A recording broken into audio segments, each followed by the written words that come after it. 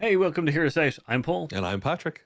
and today we're going to be talking about the Frankenstein teaser trailer that arrived, which was this is a new movie that's going to be straight to Netflix, done by Del Toro, my boy, which is featuring Oscar Isaac. Yeah, and for that reference, long-time viewers will know that almost from the very start of this channel, I actually got you a t-shirt, Paul. It says Del Toro is my boy Still because have it. Paul is a huge Guillermo del Toro fan, quite rightly so. But you're the Del Toro expert among the two of us also. So I knew you'd be interested in this. So I'm dying to hear your thoughts on the teaser trailer and also just the general idea that the man of monsters is getting to do the monster of monsters. Yeah, so let's talk about a little bit of the Frankenstein, like which was Mary Shelley's Frankenstein, which is it has been adapted tons of times for TV and movies and stuff like that. All in different variations of success. Um, And the quality.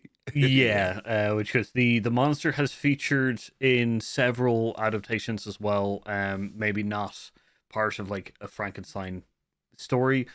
Van Helsing had a Frankenstein monster, kind of thing. There's Yeah. plenty of like, you know, Scooby Doo probably had a Everything bunch. from cartoons. Yeah, I was going to say exactly. Scooby Doo and the rest. Yeah, he is one of probably the top four kind of like traditional like monsters. You got your Dracula, your Frankenstein's monster, mummy, werewolf. Those they're the Yeah. four biggies kind of thing. So yeah, it had And such for a you Blue Lagoon or Black Lagoon people, that's fifth, all right?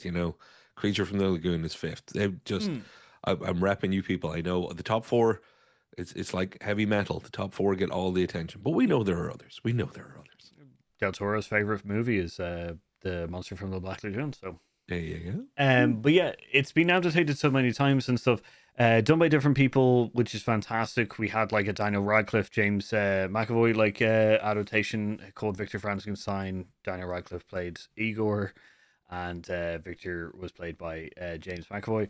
Like it's got such a I Frankenstein. There's so many different adaptations of the film.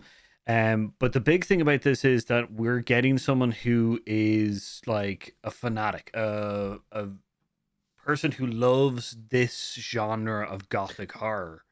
Yeah. Like it is their specialty, kind of That's a thing. good point. And there's one that should get thrown in because for a lot of people, Kenneth Branagh's Mary Shelley's Frankenstein Mm, is the Frankenstein they think of, and that was mid '90s, I think. Um, but as much as and Kenneth Branagh is great, like we're so happy. We've been happy anytime he's done something like Thor. Yay! What a great Kenneth yeah, Branagh moment. Kenneth Branagh is a filmmaker who can bring a lot of stuff to life. But if you had a choice for any director to do any of the big four or five, you're gonna go straight to Del Toro. Like he's not just Paul's boy; he is the guy. This is, uh, you know, giving his credits like his Oscar for Shape of Water. That is, in effect, an Oscar-winning creature film. Like it's rare that anybody's ever managed to win an Oscar. Never mind best movie. yeah, exactly. So the thing is that which is he has collected a bunch of kind of styles and kind of ideas about doing movies that have shown him through in a very specific way. He loves building sets. He loves not green screening as much as possible. He loves to build the actual sets. And any studio who is mad enough to be like, no, sorry, you have to do green screen, you're not gonna be winning much. Um, so like the trailer starts off with essentially just a traditional lecture kind of thing, and by Victor Frankenstein, played by Oscar Isaac, which is just a fantastic opener of just having the voiceover, having this thing. But one of the major things that they do, so the set pieces that you see in the trailer and stuff like that are all built. They're all Yeah. there, which is just a fantastic. It's very stylized, um, very Del Toro set pieces. Yeah, and just one other thing about Del Toro, Paul, because you're the expert. He does seem to be very at home, like, and I mean very at home in something of a period piece. Like he does, like it's not just practical sets. It's not everything you've mentioned. Absolutely. Plus, he has such a great feel for not today times. He's very very good at a setting and using a period setting for something. And I think the teaser really shows, yeah, Del Toro's the kind of guy who just naturally can say, "This is my time. This is the time period I'm setting things in," and just gets it.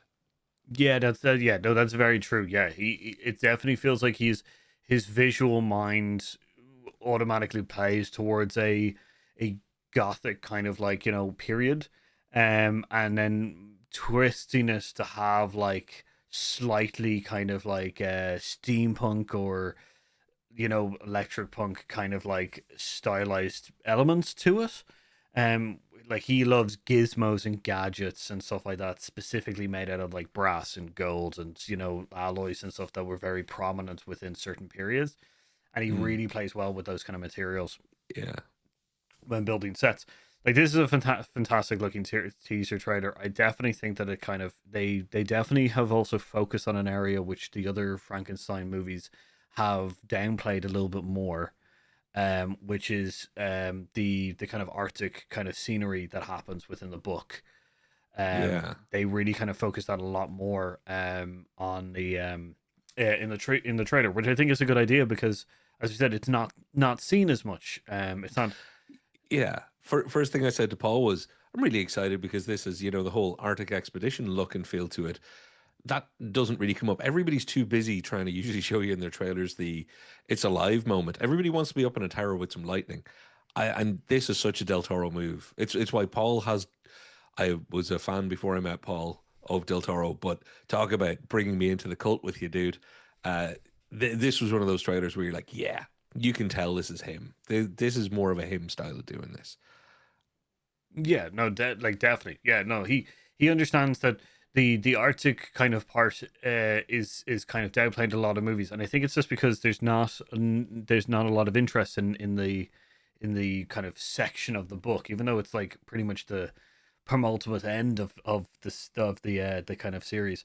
Um, but I think it's a really good kind of focus point because a lot of people focus on like Victor a lot, and his obsession with life and death kind of things. Yeah, They don't really like it's they don't focus as much on his relationship with the monster kind of thing, yeah, which I definitely think this is going to be playing up a lot more, which is going to be a fantastic piece because, as I said, I think Frankenstein's monster is a talking, walking kind of Prometheus.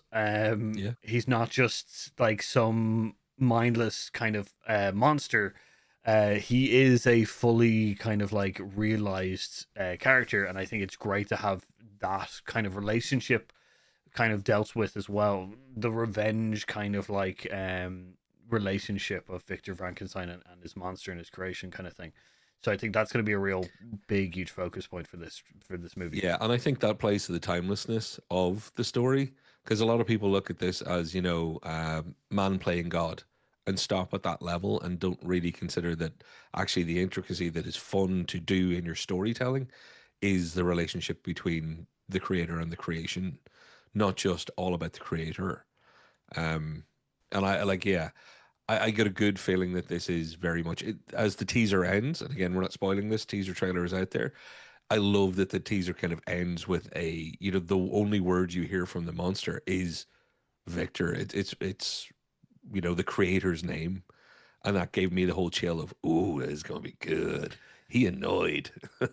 Well, this is the origin story of essentially that kind of trope of like creating your own monsters, Yeah, kind of thing, and being destroyed by your own creations and stuff like that. So this is where it all comes from. So although it is now played as kind of like a slight trope, this is the original kind of where it comes yeah, from. So it's going to be fantastic to see that played off, which is really well. I definitely think that Isaac is going to be a fantastic Victor. He's got that kind of manic, kind of like obsession, kind of like down, yeah. which is going to What be do you great. think of the cast, like in general? Because Oscar Isaac, we've again not to go over old ground. He keeps coming up every time we list off the actors of a generation in particular, our generation. His name is never missed because he's been incredible since even all the way back to Sucker Punch, a movie that nobody likes, but he's brilliant in it. Well, we like it, no one else does. He's incredible. But did you notice that there are other cast members along the way here? We got Mia Goth. not hugely prominent in the trailer, but Mm. there's an actress whose fame is, she's waiting for her breakout away from being just the horror ingenue that she's been, or the horror um, prime casting that she's been. I think this is a great one. I really hope that this works out well for her. Well, it's a nice explore from like it'll be a nice difference from what I've seen her in originally, which is like well, the Cure for Wellness was one of the first things I've ever seen her in, and then she was in that Pearl X Ex Maxine. yeah, Yeah. the A24 kind of movie as well. So like there's a lot of interesting kind of moments in those movies that I want to see kind of her played a little bit more in this, kind of thing. I think it'll be yeah, I think this is a good move for her in her career, and hopefully will lead her to more, particularly because a movie like this is going to get eyes on it. And then when I say eyes, I mean cross genre. Frankenstein is, Paul, you said, one of the big four monsters, but also just in the history of cinema, there are the big names. There are the things that you can get people to forget about what genre something is and go to it. There are very few monster movies that will get just regular public to go and not think of it as a monster movie. Dracula, good example. Frankenstein, good example. Probably, well, no, they're the two best examples. So this hopefully will be not only a massive success because of it being good, but also it being on Netflix with an all-star cast and a cinematic level feel to it. Do you actually know what their distribution plan is? Is it going to get a cinema release? I assume limited release, but I'm assuming too. I'm assuming that they'll yeah, probably we'll have do a to wait and limited see. release just to be able to possibly put it into for the Oscars kind I'd of like thing. I'd like to hit the cinema for this one. I really hope that, because sometimes limited cinema, just folks, we're in Ireland. Sometimes limited cinema releases are extra limited here in Ireland, Yeah, unfortunately. like we might get one One maybe day. screening. Yeah, Yeah. kind of thing. But yeah, no, it's an interesting kind of thing. There is a cast in it because I think Christoph Waltz is going to be in it as well and stuff like that. So there is Yeah. quite a lot of big names kind of involved in it. Good actors and Yeah. that should be really fun to kind of watch. A lot of them aren't in the. It does primarily focus on kind of I guess trying to build the interest. It's the With teaser at the moment, so yeah, yeah. it's a long teaser as well. I will say that. We've discussed that someday we're going to do an episode where we'll pull all the data on what a teaser used to be Yeah. versus what a first trailer used to be. Because I'm telling you, much like my waistline, teasers are growing. All Yeah. right, they're getting wider all the time.